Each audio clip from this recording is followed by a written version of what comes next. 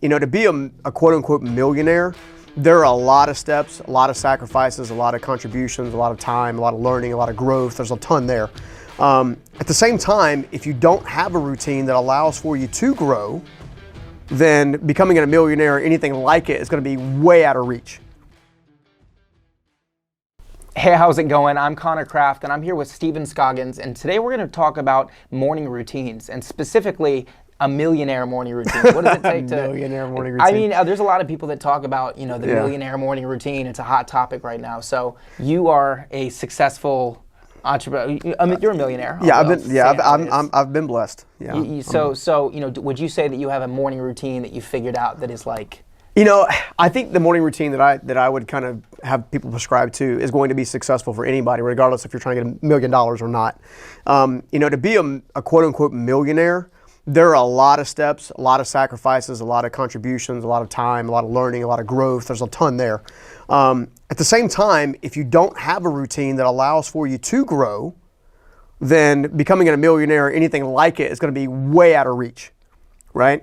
So here, I think a few things that I think that highly successful people do, and I see this in the entertainment industry. Some people we work with there. I see this in the entrepreneurial industry with people we work with there. I also see this in the sports industry with people we work with there. So what you would call high performers. Okay, so it's just successful people. Successful people in general do things a very specific way. Okay, now they might have variations of different tactics or different strategies, right? But essentially they are all doing the same thing.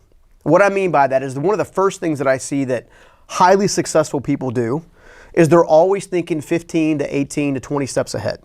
Okay? Sounds like a lot. But it is. But I've said this before in other videos, our process has been, start with your 5-year, let the 5-year create the 36 or the 36 month, let the 36 month create the 24 month, and let the 24 month create the 1 year month, like a 1 year marker, right?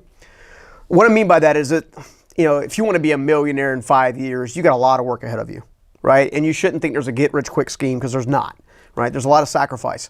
But what you can do is you can start thinking about all the different steps and actually spend the time to plan out the journey, right? They say that most people who are living in the vast majority of the world, the 67% of the people, if you would, that would say they're happy, lost, unfulfilled, right? You write in the descriptor, right? And you're still going to get that same thing.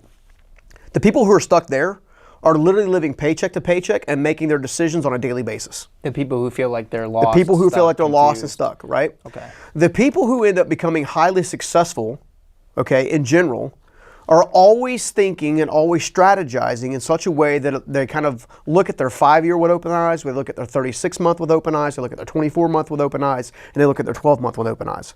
Right? Meaning that they're always looking for, what do I need to learn? Who do I need to connect with? How do I need to grow? What kind of effort do I need to put in on a regular basis? What kind of consistent behavior pattern, what kind of routine do I need to have that underlies the entire thing, that supports the entire thing?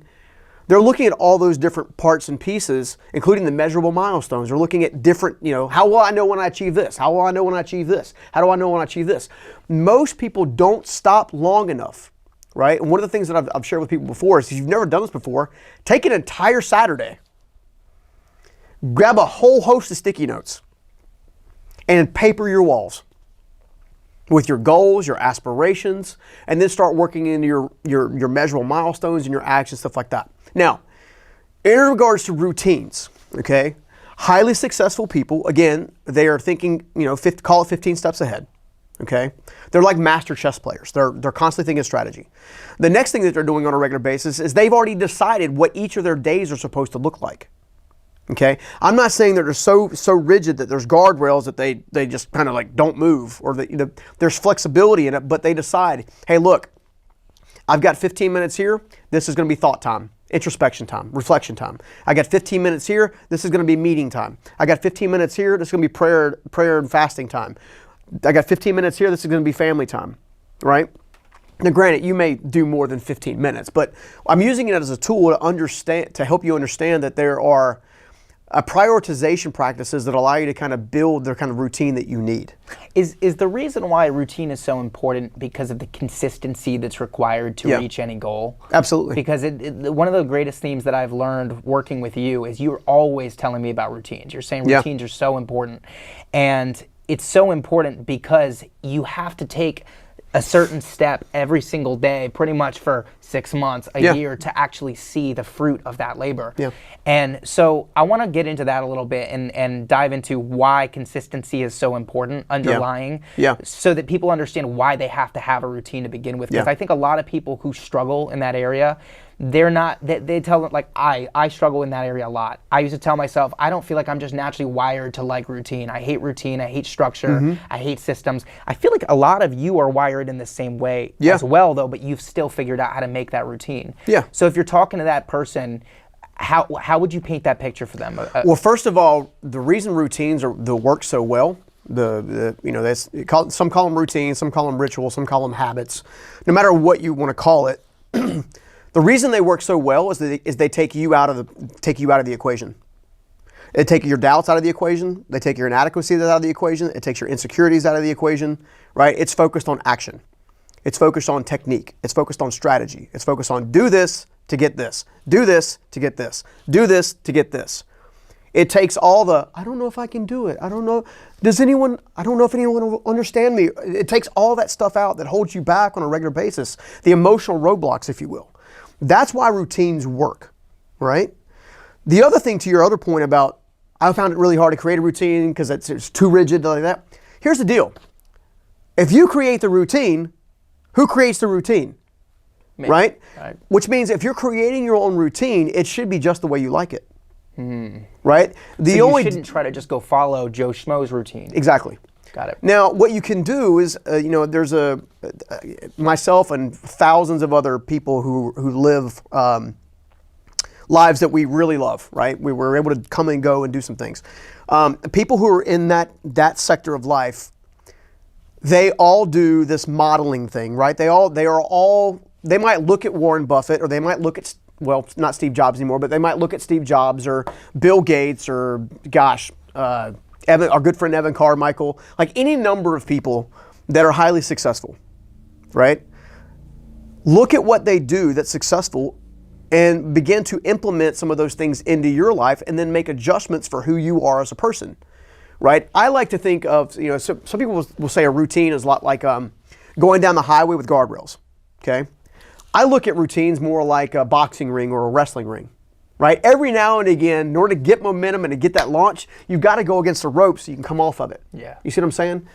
Those ropes, if you will, that are around the boxing ring or wrestling ring, whatever you want to call it, are there to hold you in place, but not necessarily there to hold back your momentum. If your routine is so rigid that there is no adjustment, then you're going to have a hard time allowing yourself for innovation and creativity and inspiration. Now, on the other hand, having the bones of your day planned out on a consistent basis from a priority perspective. In other words, my most important thing I need to get done today is X, and then working your way back. Then you're able to actually allow yourself for that creativity time. Did you put enough structure in your day to allow for free thought, free thinking, creativity, relationship building, right?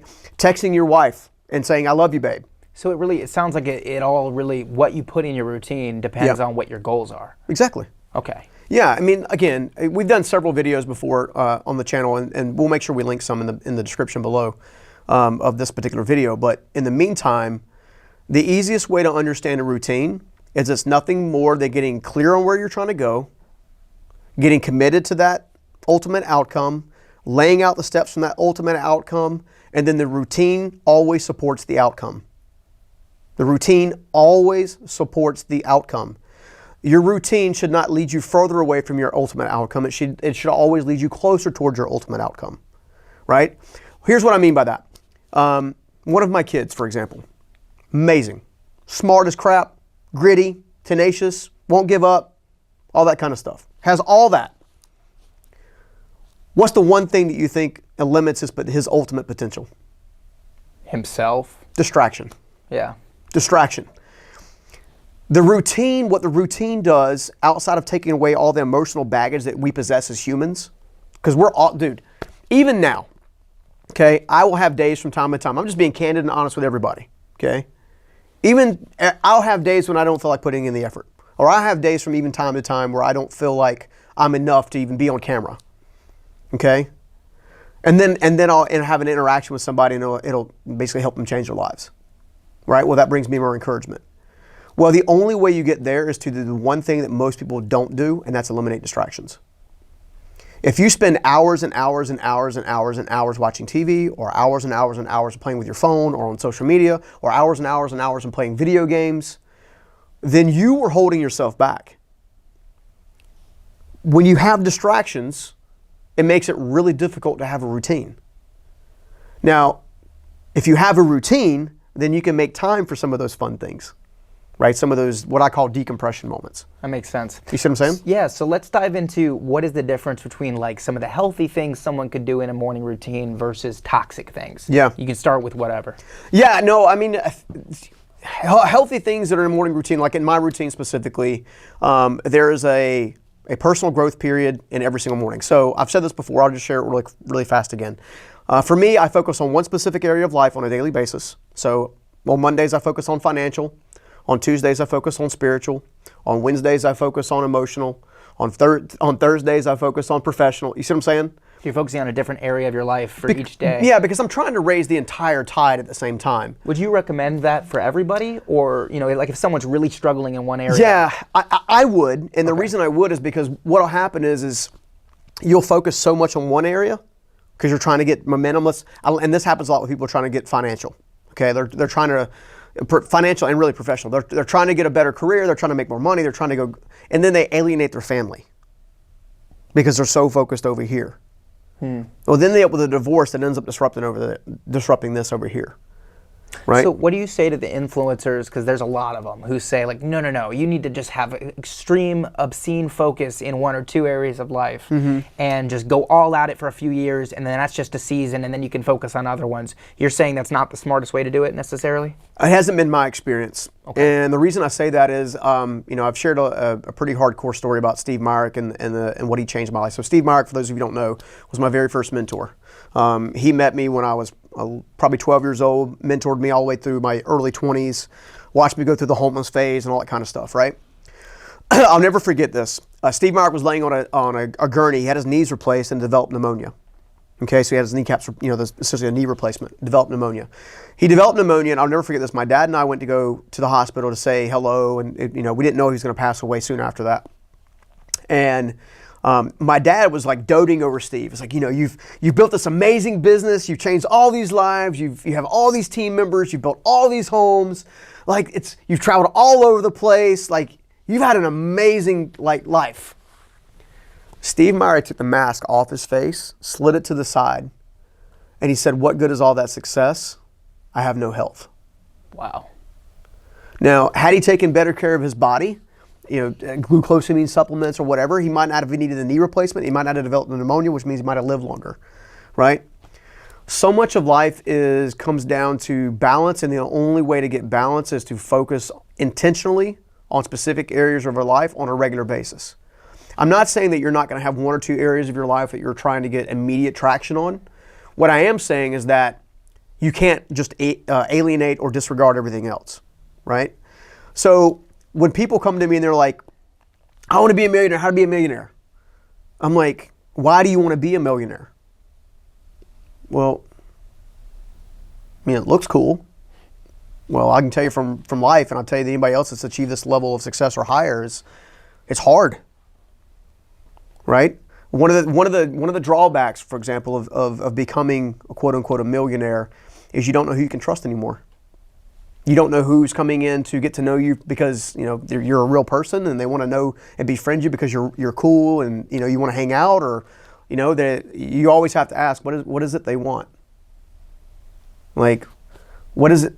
Because it doesn't take long. I just had an event down in Texas where I was hanging out with some very influential people, okay, actors, actresses, other entrepreneurs, stuff like that. And it was interesting because in that room for the first time, the vast majority of the people in that room were just socializing, right? They're just getting to know one another. However, as soon as that little event was over, I went to sit down at the table with my phone to kind of check in with my wife. And sure enough, a guy sits down. Hey, I'm so-and-so. I do this. I think I can really help your business. Would you like, it's like that LinkedIn stuff. Like, you're on LinkedIn, somebody messages, the first thing they do is like, hey, I want to sell you something. Yeah. You see what I'm saying? Not knowing those things in advance, millionaire sounds sexy, right? Being a millionaire or having any level of wealth or any level of focus without having a routine to support building character over time is going to ultimately make you very financially successful, but also very empty as a human being, right? So the routine that you have to have in place has to be based on your priorities, but it also has to be a balanced approach to a life well lived. You know, I'll share with you mine real fast. 5:30 every morning, I'm up, okay? 15, 20 minutes prayer, meditation. Next time, I'm essentially in the car, got my gym bag, already kind of packed it from the night before. I hit the gym. While in the gym, listening to podcasts, watching a YouTube thing. I'm focused on one specific area of life for that one day.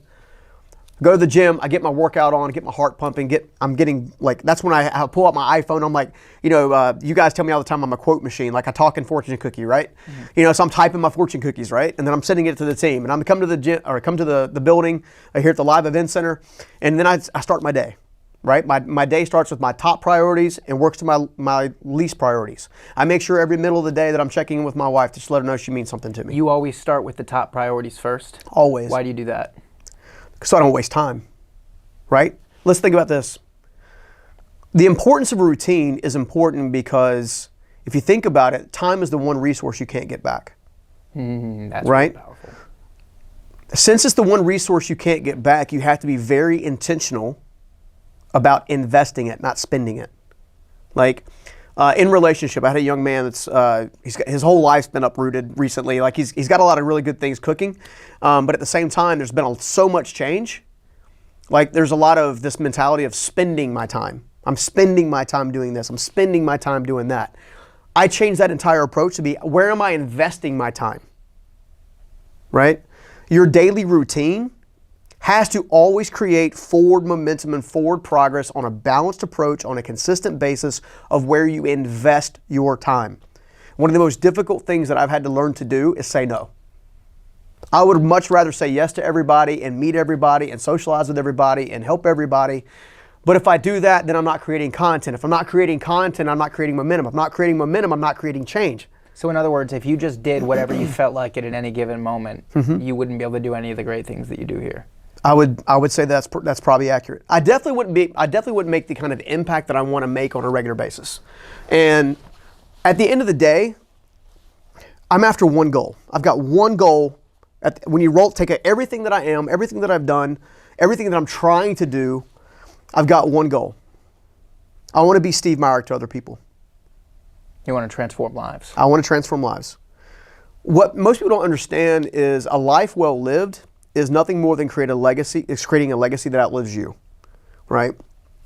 Until I started making videos, until I started gracing stages, until I started putting myself out there, no one knew who Steve Myrick was except for his friends and family and people he came in contact with. Now, thousands upon thousands upon thousands of people know exactly who Steve Myrick is. At least he was to me, right? If you can affect that kind of change, you can do pretty much anything. Steve Myrick never saw me become an author. He never saw me become a speaker. He never even saw me break through a couple $1,000,000 in top line revenue with my first business. The greatest way for me to honor him is to take what he taught me and teach it to other people. His morning routine and mine are very similar. He was up early every single morning. Prayer, meditation, right? Now, he probably should have dosed in the gym every now and again, and he might have got it a little further. But he was intentional with family. Like, it was not uncommon for him to leave a $1,000 tip for a single mother under a napkin at a restaurant. He was also the same guy who would literally kick, and this is kind of sound funny, but kick police officers off his streets because he owned them. Dang. Right? That's kind of gangster. Yeah. So he had this kind of lion and lamb mentality, right? Yeah. If you're going to set up a routine, here's the deal. You've got to ultimately decide where it is you want to go. That's first. You have Number one, you've got to decide where you want to go. Huh? Do you have to already have a plan? You have to create the plan. How can you create a plan and create the action steps you need to get something accomplished if you've never actually done it? Right? I guess you'd have to Most guess. people who are stuck, or they're not making the progress they want, or whatever, they are just reliving the same day over and over again. They're not taking the time to decide what they want, why they want it, how they're going to get there. They're not doing any of that. Highly successful people do all that work first, create a plan, and then follow the stinking plan. Yeah. Well, when you've talked about creating a plan, one of the steps in your life planning, thing that you teach people near the end of the process is putting these routines in place. And so that's why I just wanted to highlight that usually you teach people to create the plan first, decide why they want to accomplish what they want to accomplish, where they're going, and then create some idea of what the steps are going to be required. Like you said, the 5-year goals, the 3-year goals, the 1-year goals. That creates the routine out of that. How would you, if you had an example of someone who has a goal, a 5-year goal, how would you have them break that down into a routine? I'm going to come back to that for just a second. I want to finish off with the toxic side because I don't think I answered that. Great. People who are living what we refer to as a toxic behavior system or a negative behavior system, i.e. they're not making progress, are typically getting up, they're meandering around their house. Okay, maybe if they work the night shift or day shift, it doesn't matter. Whatever your get up time is, right? They're not doing something on a regular basis to actually grow their mind, their body, their spirit. Okay, they're not taking time to prioritize their life in the area of priorities, and they're spending far too much time getting distracted. Okay, spending time. In fact, I'll tell you this. In fact, one of the things in researching the next book that I bumped into is this scenario where people on average spend up to 4 hours a day of waking, meaning they're awake, okay, of unproductive time between social media, TV, video games, just flat out wasting time. I even see people that have worked in my businesses before that will spend half their day on the phone with just somebody, just literally, they're not working. They're just on the phone all stinking day. And they're losing momentum. Whereas in my day, I have a specific time of day that I'll reach out to people I love to remind them that I love them and have a quick conversation or have a quick text like exchange or something like that. Toxic behaviors are going to poison the well. Okay, you want a system and a routine in place that doesn't poison the well. Okay, now I'll try to walk back. In fact, I'll use one of my goals. My 5-year goal for the Journey Principles Institute, which is the actual business entity, if you will. So when somebody works with us, a lot of their receipts come from the Journey Principles Institute, not Stephen Scoggins. Okay. And I did that intentionally because within 5 years, I want the Journey Principles Institute to be a standalone thought leadership educational space that inspires people to change and gives them the tools to do so. Okay? That's a 5-year vision. Okay? I know that in order to do that, I have to spend a lot of time on the front end in the first 1 year to 2 years and even 3 years, spending a lot of time putting myself out there. Sharing my heart, sharing my mind, sharing my soul, sharing my techniques, sharing my strategies in order to create an avenue where people can be bridged from where they are now to where they want to go. Right? So if I take that 5-year goal, I want the Transform You system that we have, okay, that is within the Journey Principles Institute. All right? Because again, JP is the business. Transform You is our suite of services that we offer people. Okay, Transform You Live, Transform You Virtual Plus, Transform You Online, Transform You Immersion, all that kind of stuff, okay? Well, that's a lot of content creation, right? I have to map out where I've been, how it worked, why it worked, take the stuff that worked and keep it, take the stuff that didn't work and toss it, right? Because I want to have a proven process. Knowing that, well, in year 1, if you recall, one of the things that we did is we stepped out on this YouTube train, right? Why? Because one of the things that my aspiration is I want to be able to help people. Well, not everybody can afford different tools and resources right now, right? If I'm serving the person I used to be, which is the homeless guy, I just need to have access to Wi-Fi, right? Which you can go into a local shop library and exactly fire up YouTube. And libraries, even libraries, you can pop in if you don't have any tools. A lot of them have computers, right? Yeah. I say all that to say that in our first 12 months, I wanted to get a suite of content out. Okay. I wanted to put myself out there to see if people gravitated toward me. And thank God people do gravitate towards what we're doing. Okay. In year 12 through 24 months or 2 years, from year 1 to 2 years, the next phase of the plan is to actually spend a lot of time actually helping people with the tools and resources we created. Okay. Year 2 and 3, I'm going to identify people that we've engaged with over time that I have poured into, that believe in what we're doing and also have a heart to serve other people, to develop them into being the coaches and strategists that we need to actually continue to scale. As I do that from year 4 to 5, I'm now able to elevate many of those people with an established brand, established platform, an established tool set, strategies and techniques, if you will, that have been taught, trained, adhered to. I have a time to test their character, all that kind of stuff. By that time, now I know who are going to be my mission-driven messengers, as Rory Vaden likes to say, right? Who is going to help me carry that message to other people in need? So yeah, you've thought all of this out 5 years in advance, probably further if I know you. So, is the key to this, like let's say someone feels like they don't have that direction though. Yeah. Is the key to that to decide what they want 5 years out and then work their way backwards? Or you think it's smarter to start? If I'm talking to the early me, I'm going to say something different than I would talk to the person I am today. So I'm going to hit both of those. The early me, I'm going to ask to start small, right? So the 5-year goal to that person might be a dream. My ultimate dream is X. And I want them to explain it to themselves in so much clarity that they use all 5 of their senses, right? I want them to literally smell, like think about and imagine the smells that they would smell if they were walking around Hawaii and they were smelling pineapples and orchids on a regular basis. Because when you go to Hawaii, it's exactly what it smells like, okay? I want them to visualize what it's like to watch a whale break the surface and then like watch the whale tail during February and Hawaii months, right? I want them to figure out what it feels like to actually touch, right, some of these different pineapples, some of these different melons that they have, actually going and actually petting the dolphins and all this kind of stuff that you can do while you're in Hawaii, that you can't do in most places. I want them to paint a picture of what that dream looks like. Okay? Now on the 4-year side, from year 4 to 5, that's kind of what I want them to focus on. From 4 to 3, what I want them to think of is, okay, I want to imagine where I am in my actual life. Right? What does my professional life look like? What does my financial life look like? What does my emotional life look like? For me, from year 3 to 4, for example, I wanted to be in my own home. I wanted to be married, right? Because I personally thrive better in a committed relationship. I just do. Some people thrive better in dating around. I don't, okay? I wanted to have enough financial resources to have overflow, meaning enough resources where I could cover all of my needs and still have a quite a bit to give and quite a bit to invest. Were these all your 5-year goals, or are you saying these are just This is my 3 to 4 year window, okay?